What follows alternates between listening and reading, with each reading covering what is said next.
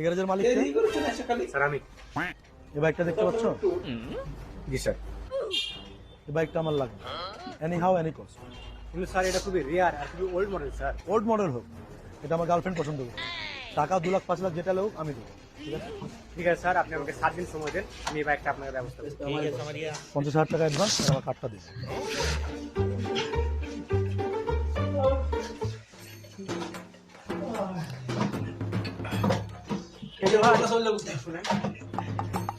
জি ভাই, হরেনটা নষ্ট হয়ে গেছে, ঠিক করে দেন।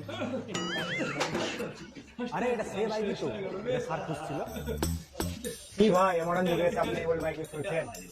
একটা আপনার ভাই এই বাইকটা গেছে, আপনি রয়্যাল এনফিল্ড নেবেন।